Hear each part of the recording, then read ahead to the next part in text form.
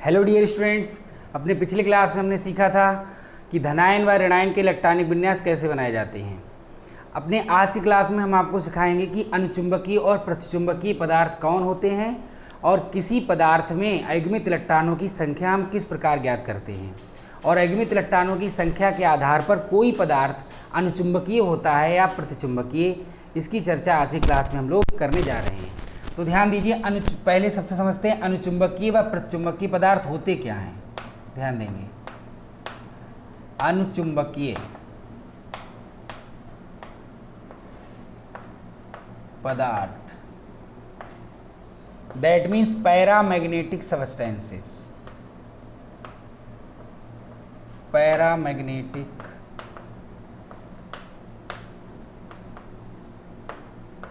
Substances अनुचुंबकीय पदार्थ व प्रतिचुंबकीय पदार्थ। प्रतिचुंबकीय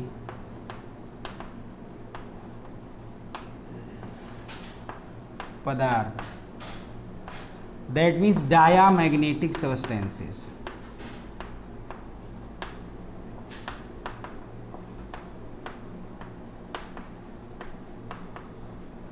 अनुचुंबकीय व प्रतिचुंबकीय पदार्थ क्या होते हैं? आपने बचपन में चुंबक से खेला होगा, तो चुंबक के दो पोल होते हैं, नॉर्थ प्लस और माइनस, ठीक है, या नॉर्थ साउथ, इस टाइप से भी कह सकते हो।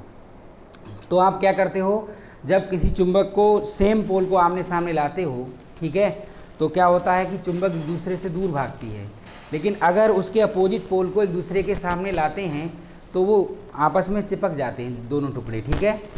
तो यहाँ पर होता क्या है कि बहुत सारे ऐसे पदार्थ इस प्रकृति में पाए जाते हैं जिनको चुंबक के संपर्क में लाने पर वो चुंबक की ओर आकर्षित होते हैं, ठीक है। ऐसे पदार्थों को हम अनुचुंबकीय पदार्थ कहते हैं। और जो पदार्थ चुंबकीय क्षेत्र में रखने पर चुंबक से दूर भागते हैं अर्थात प्रतिकर्षित होते हैं, उन्हें हम प्रतिचुंबकीय पदार्थ कहते हैं, ठीक है। तो वे पदार्थ जो चुंबकीय क्षेत्र में क्या होते हैं, आकर्षित होते हैं। वे पदार्थ जो चुंबकीय क्षेत्र में आकर्षित होते हैं उन्हें अनुचुंबकीय पदार्थ कहते हैं। और जो पदार्थ चुंबकीय क्षेत्र में प्रतिकर्षित होते हैं उन्हें हम प्रतिचुंबकीय पदार्थ कहते हैं। बहुत ध्यान से समझिएगा, पूरी वीडियो बिना कट किए देखेंगे तभी अच्छे से समझ में आएगा, ठीक है। और ये अनुचुंबकीय और प्रतिचुंबकीय पढ़ाने के बाद आप लोगों को इसी क्लास में आज के ही ये भी बताएंगे कि अनुचुंबकीय और प्रतिचुंबकीय की पहचान हम किसी पदार्थ में कैसे करते हैं, कि कोई पदार्थ अनुचुंबकीय होगा या प्रतिचुंबकीय, और उसमें अयुग्मित इलेक्ट्रॉनों की संख्या कैसे निकालते हैं।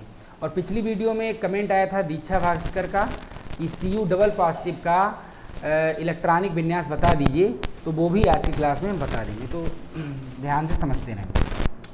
तो वे पदार्थ जो चुंबकीय क्षेत्र में रखने पर चुंबक की ओर आकर्षित होते हैं, ऐसे पदार्थों को अनुचुंबकीय पदार्थ कहा जाता है, पैरामैग्नेटिक सबस्टेंस कहते हैं। और वे पदार्थ जो चुंबकीय क्षेत्र में रखने पर चुंबक से दूर भागते हैं, प्रतिकर्षित होते हैं, ऐसे पदार्थों को हम प्रतिचुंबकीय पदार्थ कहते हैं। कोई पदार्थ अनुचुंबकीय कब होगा? कोई पदार्थ अनुचुंबकीय तभी हो सकता है जब उसमें अयुग्मित इलेक्ट्रॉन हो। अयुग्मित इलेक्ट्रॉन, अगर किसी पदार्थ में एक भी अयुग्मित इलेक्ट्रॉन है तो वह अनुचुंबकीय होगा।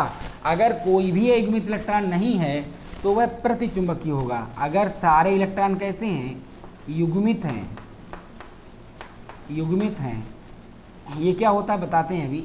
युग्मित का मतलब जैसे आपके पास यहाँ पर p ऑर्बिटल है, मान लीजिए यहाँ पर आपके पास p ऑर्बिटल्स हैं, इनमें अगर ये 3 इलेक्ट्रॉन भरे हुए हैं तो ये तीनों इलेक्ट्रॉन कैसे अयुग्मित, आ माने नहीं, युग्मित माने जोड़े वाला, जिसका जोड़ा ना हो उसे हम क्या कहेंगे, अयुग्मित कहेंगे, ठीक है, अनपेयर्ड, ठीक है ना, जो पेयर्ड नहीं है। अब अगर एक हम और इलेक्ट्रॉन भर दें तो ये दोनों इलेक्ट्रॉन कैसे हो गए, पेयर्ड हो गए। ये कैसे हैं, अनपेयर्ड हैं, अंडरस्टैंड। तो इस प्रकार से अयुग्मित, आ माने नहीं, युग्मित माने जोड़े वाले, जिनका जोड़ा ना, जैसे इसका जोड़ा है तो ये युग्मित इलेक्ट्रॉन हो गया। लेकिन ये 2 इलेक्ट्रॉन कैसे हैं, अयुग्मित हैं। तो यहाँ पर अयुग्मित इलेक्ट्रॉनों की संख्या कितनी है, 2 है। तो अगर किसी पदार्थ में अयुग्मित इलेक्ट्रॉन एक भी है तो वह अनुचुंबकीय होगा। अगर अयुग्मित इलेक्ट्रॉनों की संख्या 0 है, दैट मीन्स सारे इलेक्ट्रॉन युग्मित हैं। मान लीजिए यहाँ पर इस तरह से अगर ये p ऑर्बिटल है और इस p ऑर्बिटल में सारे इलेक्ट्रॉन कैसे हैं, युग्मित हैं, नंबर ऑफ अनपेयर्ड इलेक्ट्रॉन कितना है 0, तो ये कैसा होगा, प्रतिचुंबकीय होगा। ठीक है, तो वे पदार्थ जो चुंबकीय क्षेत्र में रखने पर चुंबक की ओर आकर्षित होते हैं, ऐसे पदार्थों को हम अनुचुंबकीय पदार्थ कहते हैं, पैरामैग्नेटिक सब्सटेंस कहते हैं। ठीक है, और इनमें अयुग्मित इलेक्ट्रॉन पाए जाते हैं। और वे पदार्थ जो चुंबकीय क्षेत्र में रखने पर चुंबक से दूर भागते हैं, अर्थात चुंबक से प्रतिकर्षित होते हैं, ऐसे पदार्थों को हम प्रतिचुंबकीय पदार्थ कहते हैं। और इनमें अयुग्मित इलेक्ट्रॉनों की संख्या 0 होती है। सारे इलेक्ट्रॉन कैसे होते हैं, युग्मित होते हैं। अब बहुत सारे बच्चे इस बात को भूल जाते हैं, तो उसके लिए मैं आपको ट्रिक बता रहा हूँ। यहाँ पर ट्रिक क्या है, ट्रिक ये है कि यहाँ पर सब कुछ किससे है, आ से है, सारा कुछ किससे है, आ से है। तो आ को ध्यान रखेंगे। देखिए, आ से अनुचुंबकीय, आ से आकर्षित, आ से अयुग्मित इलेक्ट्रॉन। ठीक है, और आ से अगर आप और भी ज़्यादा अपनी भाषा में समझना चाहते हैं तो आ से आओ। ठीक है, चुंबक कि चुंबकीय क्षेत्र में रखोगे तो चुंबक जो है उन ऐसे पदार्थों को बुला लेगी कि आओ। तो आ सब कुछ यहाँ पर आ से है, आ से अनुचुंबकीय पदार्थ, आ से आकर्षित, आ से आओ, आ से अयुग्मित इलेक्ट्रॉन। और यहाँ पर सब कुछ किससे है, पा से है, पा से प्रतिचुंबकीय, पा से प्रतिकर्षित और पा से पीछे हट, पीछे हट। ठीक है, पा से क्या है, पीछे हट। इस तरह से भी आप इसको याद रख सकते हो। इनके एग्जाम्पल्स क्या हैं, ध्यान देंगे तो यहाँ पर सब कुछ किससे है, आ से है, आ से अनुचुंबकीय, आ से आकर्षित, आ से अयुग्मित इलेक्ट्रॉन, आ से आओ। यहाँ पर सब कुछ किससे है, पा से है, पा से प्रतिचुंबकीय, पा से प्रतिकर्षित और पा से पीछे हट। तो ठीक है, इस तरह से आप याद रख सकते हो। ठीक है, अब ध्यान दीजिए, इनके एग्जाम्पल्स बहुत सारे एग्जाम्पल्स हैं, अभी हम आपको कराने भी जा रहे हैं। जैसे कि Ni डबल पॉजिटिव है जो कि अनुचुंबकीय होता है। बताएंगे कि क्यों अनुचुंबकीय होता है, पूरा वीडियो देखते रहिए, अभी पूरा डिटेल में चर्चा करेंगे। Fe डबल पॉजिटिव अनुचुंबकीय है, Fe ट्रिपल पॉजिटिव अनुचुंबकीय है, Cu डबल पॉजिटिव अनुचुंबकीय है। यही क्वेश्चन पिछली वीडियो में पूछा है दीक्षा भास्कर ने। ठीक है, तो अभी मैं बताऊंगा इसके बारे में। Cu डबल पॉजिटिव अनुचुंबकीय होता है, लेकिन Cu पॉजिटिव की बात अगर करें तो Cu पॉजिटिव प्रतिचुंबकीय होता है। अगर हम इसके एग्जाम्पल्स लिखेंगे तो यहाँ पर Cu पॉजिटिव अनुचुंबकीय नहीं प्रतिचुंबकीय होगा और Cu डबल पॉजिटिव अनुचुंबकीय होगा। क्यों ऐसा होता है, पूरा वीडियो देखिए, अभी पूरा सब बात बताएंगे। ठीक है, यहाँ पर देखिए Zn डबल पॉजिटिव है, ठीक है, Mg डबल पॉजिटिव है, ये सब प्रतिचुंबकीय हैं। Cu पॉजिटिव है, इसी प्रकार से स्कैंडियम ट्रिपल पॉजिटिव भी प्रतिचुंबकीय होता है। तो इन पदार्थों में हम अयुग्मित इलेक्ट्रॉनों की संख्या कैसे ज्ञात करते हैं और फिर उसके आधार पर हम कैसे तय करते हैं कि कोई पदार्थ अनुचुंबकीय होगा या प्रतिचुंबकीय। तो तय हम इस बात से करते हैं कि अगर उसमें एक भी अयुग्मित इलेक्ट्रॉन है तो वह अनुचुंबकीय होगा, और अगर अयुग्मित इलेक्ट्रॉनों की संख्या 0 है तो वह प्रतिचुंबकीय होगा। अब सबसे महत्वपूर्ण बात ये बची कि हम किन्हीं इन आयनों में अयुग्मित इलेक्ट्रॉनों की संख्या को काउंट कैसे करेंगे, कैसे पता करेंगे कि अयुग्मित इलेक्ट्रॉनों की संख्या किसी आयन में या किसी परमाणु में कितनी है। ठीक है, तो इसकी चर्चा हम लोग करने जा रहे हैं। ठीक है, आगे बढ़ते हैं। मुझे लगता है इतनी बातें आप लोगों को समझ में आ गई होंगी। अब हम आपको सिखाने जा रहे हैं कि अयुग्मित इलेक्ट्रॉनों की संख्या हम कैसे ज्ञात कर सकते हैं और फिर हम कैसे पहचान सकते हैं कि वो पदार्थ अनुचुंबकीय होगा या प्रतिचुंबकीय। तो आगे बढ़ते हैं, ध्यान दीजिए। अब देखिए, पता करते हैं कि किसी में कितने अयुग्मित इलेक्ट्रॉन होंगे। जैसे कि Fe डबल पॉजिटिव है, इसमें हमें पता करना है कि अयुग्मित इलेक्ट्रॉनों की संख्या कितनी होगी। इसका परमाणु क्रमांक कितना होता है, 26 होता है। तो अगर किसी आयन में आपसे पूछा जाता है कि अयुग्मित इलेक्ट्रॉनों की संख्या कितनी है, तो इसके लिए आपको धनायन व ऋणायन का इलेक्ट्रॉनिक विन्यास बनाना आना चाहिए, जो कि पिछली वीडियो में आपको बताया गया है। तो आप लोग पिछली वीडियो को अच्छी तरह से देख लीजिए। अगर आप लोगों ने पिछली वीडियो नहीं देखी है, इसके जस्ट पीछे वाली वीडियो है, उसको आप देख लीजिए। तो यहाँ पर देखिए, सबसे पहले हम क्या करते हैं, हमने क्या बताया था, सबसे पहले हम 26 का यानी मूल इलेक्ट्रॉनिक विन्यास बनाएंगे। और देखिए क्या बनेगा इसका, 1s2, 2s2p6, 3s2p6 और d6 और 4s2। ठीक है, जो लोग इस वीडियो को देख रहे हैं और पीछे वाली वीडियो नहीं देखी हैं, वो लोग पीछे वाली वीडियो ज़रूर देख लें, क्योंकि अगर आपको इलेक्ट्रॉनिक विन्यास बनाना नहीं आते हैं, धनायन ऋणायन के इलेक्ट्रॉनिक विन्यास बनाना नहीं आते हैं, तो फिर आप नहीं कर सकते। ठीक है, पिछले 3 लेक्चर में कर चुका हूँ इसके, और ये चौथा लेक्चर है। तो आप लोग जिन लोगों ने नहीं देखे हैं पिछले लेक्चर्स, वो लोग पिछले लेक्चर्स को ज़रूर देख लें, तभी ये बात समझ में आएगी। ठीक है, अब ध्यान दीजिए यहाँ पर Fe डबल पॉजिटिव, क्योंकि मैं स्पिंडलिटी से ही पढ़ा रहा हूँ आज का क्लास, कि आप लोगों ने पीछे वाली वीडियोज़ देख ली होंगी। अगर नहीं देखी हैं तो देख लीजिए, आपको इलेक्ट्रॉनिक विन्यास बनाना आना चाहिए। अगर नहीं आता है तो युग्मित इलेक्ट्रॉनों की संख्या आप नहीं निकाल सकते, तो फिर कोई मतलब ही नहीं है। तो यहाँ पर देखिए डबल पॉजिटिव है, तो यहाँ से ये 2 इलेक्ट्रॉन कम हो जाएंगे और इसका जो इलेक्ट्रॉनिक विन्यास बनेगा वो क्या बनेगा, 1s2 2s2p6 3s2p6 और d6। अब आप देखिए यहाँ पर d जो है, यहाँ तक तो पूरा फुली फिल्ड है, तो इसको तो देखने की ज़रूरत नहीं है। यहाँ पर लास्ट में हम देख रहे हैं कि d में 6 इलेक्ट्रॉन है, तो यहाँ पर d बनाइए। d में कितना ऑर्बिटल्स होते हैं, 5 होते हैं, 5 ऑर्बिटल्स। अब इसमें कितना इलेक्ट्रॉन भरा हुआ है, 6 इलेक्ट्रॉन, 1 2 3 4 5 एंड 6। तो आप क्या देख रहे हैं, इतना, ये तो पेयर्ड हो गया। Unpaired, number of unpaired electron कितना है, नंबर ऑफ अनपेयर्ड इलेक्ट्रॉन 4 है। अब मैंने क्या बोला, अगर एक भी युग्मित इलेक्ट्रॉन है, अगर एक भी युग्मित इलेक्ट्रॉन है तो वह अनचुंबकीय होगा। अगर युग्मित इलेक्ट्रॉनों की संख्या 0 है, यानी सारे इलेक्ट्रॉन युग्मित हैं, तभी प्रतिचुंबकीय होगा।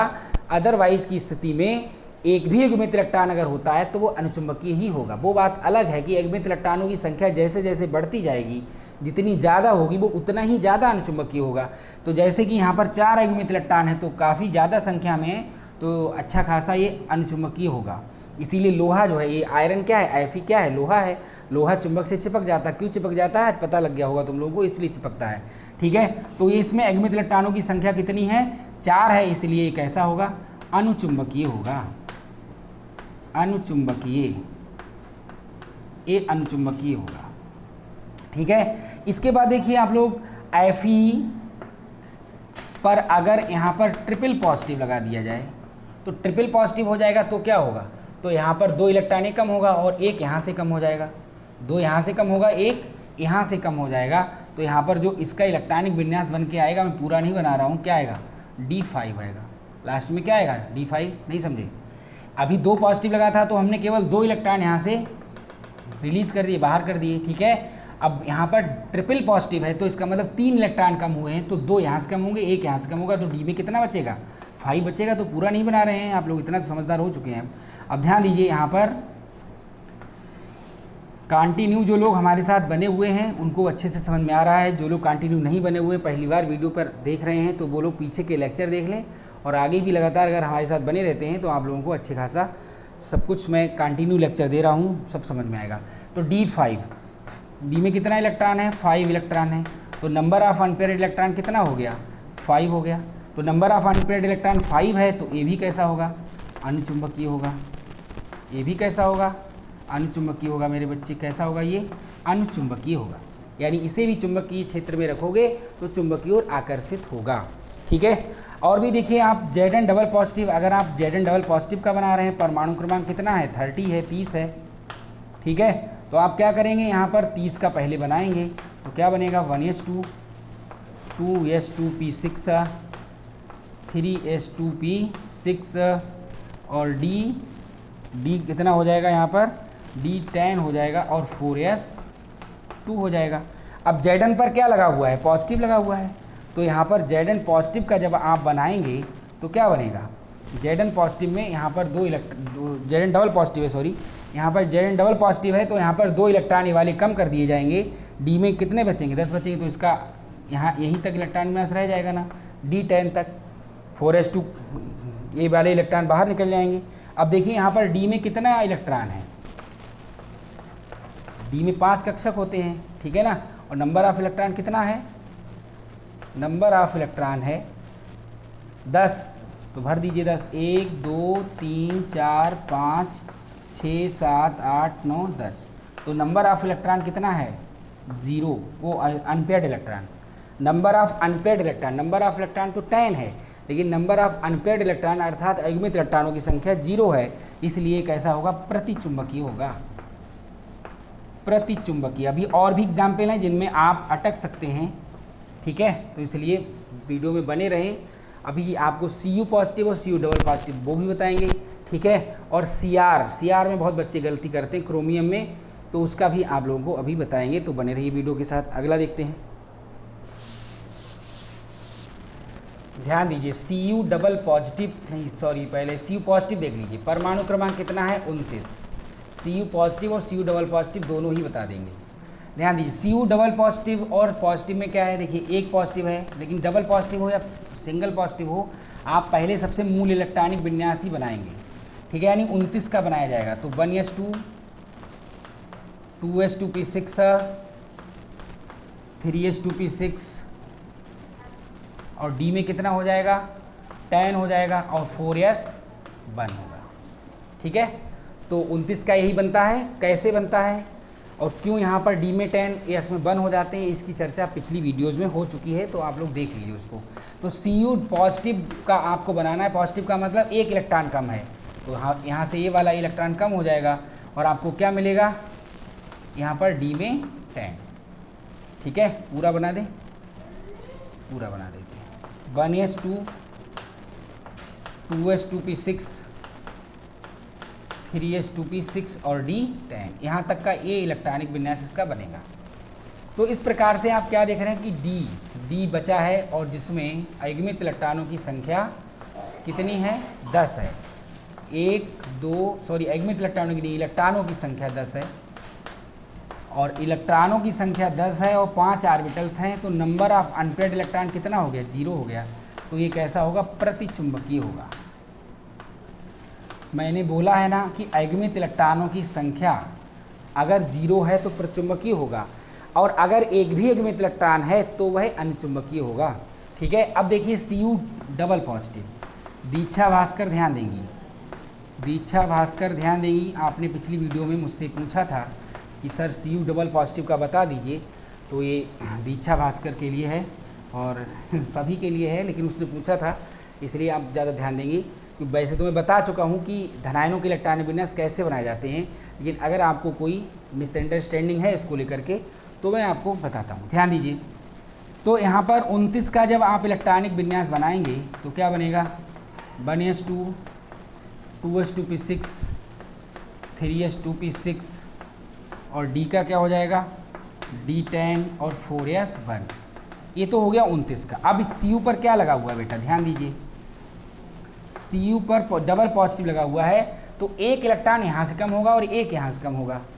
ध्यान देंगे सभी स्टूडेंट्स, एक इलेक्ट्रॉन यहाँ से कम होगा और एक यहाँ से कम होगा, तो इलेक्ट्रॉनिक कॉन्फ़िगरेशन क्या बनेगा? 1s2, 2s2p6, 3s2p6 और D में क्या आ जाएगा? 9 हो जाएगा, क्योंकि 2 पॉजिटिव लगा हुआ है। 2 पॉजिटिव का मतलब है एक आप इलेक्ट्रॉन यहाँ से कम करेंगे और एक इलेक्ट्रॉन यहाँ से कम करेंगे, तो यहाँ पर D में कितना इलेक्ट्रॉन हो गया? 10 हो गया। D में इलेक्ट्रॉन 10 है, ठीक है ना। तो एक इलेक्ट्रॉन यहाँ से कम हुआ, एक यहाँ से कम हुआ, तो अब कितना रह गया? 9 रह गया। तो यहाँ पर 9 इलेक्ट्रॉन भरिए, 1 2 3 4 5 6 7 8 9। तो आप क्या देख रहे हैं? इतने तो पेयर्ड हैं, इतना तो पेयर्ड है और एक अयुग्मित इलेक्ट्रॉन यहाँ पर है, तो नंबर ऑफ अनपेयर्ड इलेक्ट्रॉन कितना है? 1 है। आप ध्यान देंगे, यहाँ पर D में 10 इलेक्ट्रॉन है, इसलिए नंबर ऑफ इलेक्ट्रॉन 0 है। यहाँ पर D में एक अयुग्मित इलेक्ट्रॉन है, ठीक है ना, 9 इलेक्ट्रॉन है, तो इसलिए एक अयुग्मित इलेक्ट्रॉन। अब अयुग्मित इलेक्ट्रॉन 1 है, तो ये कैसा होगा? अनुचुंबकीय होगा। अनुचुंबकीय, ये अनुचुंबकीय होगा, ठीक है। तो इस प्रकार से आप पहचान सकते हैं कि कोई पदार्थ कब अनुचुंबकीय होगा, कब प्रतिचुंबकीय होगा। लेकिन एक बहुत महत्वपूर्ण है, उसको जरूर देख लेते हैं, क्रोमियम। क्रोमियम में अक्सर बच्चे गलती करते हैं, ठीक है, तो उसको देख लेते हैं और उसके बाद आज का लेक्चर समाप्त करेंगे, क्योंकि अब आप लोगों को अच्छी समझ में आ गया होगा। ध्यान देंगे, क्रोमियम आपको दिया गया Cr, मान लो यहाँ पर Cr पर पॉजिटिव लगा हुआ है, ठीक है, Cr पर पॉजिटिव है और इसका परमाणु क्रमांक कितना है? 24 है। बहुत इंपॉर्टेंट है, ध्यान देंगे। क्रोमियम पॉजिटिव और क्रोमियम डबल पॉजिटिव भी बना सकते हो, वो आप बनाते रहिएगा, ऐसे तो बहुत सारे हैं। फिलहाल मैं क्रोमियम पॉजिटिव और क्रोमियम पॉजिटिव में इतना पंगा नहीं है जितना क्रोमियम में है। बच्चे सबसे ज़्यादा क्रोमियम में गलती करते हैं, जब कोई पॉजिटिव चार्ज ना लगा हो तब अयुग्मित इलेक्ट्रॉनों की संख्या क्या होगी, तब उसको भी देखेंगे, लेकिन क्रोमियम पॉजिटिव पहले देख लेते हैं। तो देखिए क्या बनेगा, 1s2 2s2p6 3s2p6 और डी में कितना आएगा 5 और यहाँ पर 4s1। ओके, अब यहाँ पर सी पर क्रोमियम पर क्या लगा हुआ है, पॉजिटिव लगा हुआ है, तो एक इलेक्ट्रॉन यहाँ से कम कर दीजिए, तो आपका जो इलेक्ट्रॉनिक कॉन्फ़िगरेशन है वो क्या बनेगा D5। अब डी में कितना इलेक्ट्रॉन है, 5 ऑर्बिटल्स और डी में इलेक्ट्रॉनों की संख्या कितनी है 5, 1 2 3 4 और 5। तो नंबर ऑफ अनपेयर्ड इलेक्ट्रॉन कितना है 5 है, और number of electron unpaired electron 5 है, तो एक ऐसा होगा अनुचुंबकीय होगा, ये अनुचुंबकीय होगा।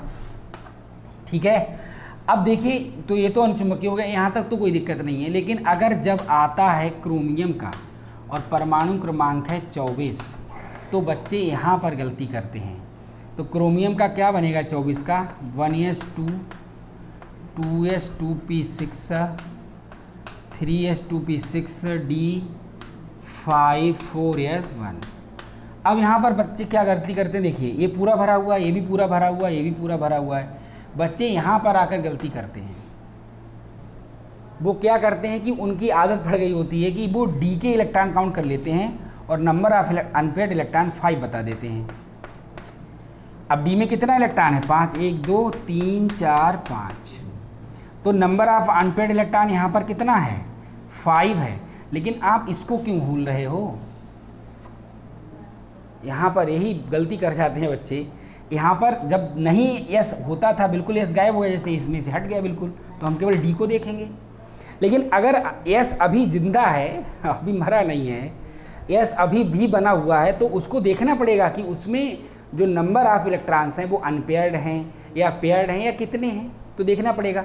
तो यहाँ पर यस में हमें दिख रहा है कि एक अनपेयर्ड इलेक्ट्रॉन है 4s में, ये तो आपका 3d हो गया, ये क्या हो गया 3d5 और ये क्या है 4s1। तो 3d में कितना इलेक्ट्रॉन है 5, तो 5 नंबर ऑफ अनपेयर्ड इलेक्ट्रॉन ये हो गया, और यहाँ पर क्या है 1 है, तो नंबर ऑफ अनपेयर्ड इलेक्ट्रॉन 1 यहाँ भी है, तो total number of unpaired electron कितना है 6 है। ठीक है, तो ये भी कैसा होगा अनुचुंबकीय होगा। तो जब बच्चों से पूछा जाता है कि क्रोमियम में नंबर ऑफ अनपेयर्ड इलेक्ट्रॉन बताओ, तो 98% student number of unpaired electron यानी अयुग्मित इलेक्ट्रॉनों की संख्या 5 बता देते हैं और इसको भूल जाते हैं, और यहीं पर गलती होती है और फिर गलत हो जाता है। ठीक है, लेकिन आप लोग ये गलती नहीं करेंगे अब से, ठीक है, क्योंकि आप लोगों ने अच्छे से समझ लिया है। तो आज की क्लास में हम लोगों ने सीखा कि किसी पदार्थ में हम अयुग्मित इलेक्ट्रॉनों की संख्या कैसे ज्ञात करते हैं, अनुचुंबकीय प्रचुंबकीय पदार्थ क्या होते हैं, और अयुग्मित इलेक्ट्रॉनों की संख्या के आधार पर हम कैसे पता कर सकते हैं कि कोई पदार्थ अनुचुंबकीय होगा या प्रतिचुंबकीय। अपनी नेक्स्ट वीडियो में हम चर्चा करेंगे क्वांटम संख्याओं की, ठीक है, लेकिन उससे पहले आपको इलेक्ट्रॉनिक विन्यास बनाना आना चाहिए। जिन लोगों को इलेक्ट्रॉनिक विन्यास बनाना नहीं आता है वे लोग पिछली सारी वीडियो देख लें, ठीक है।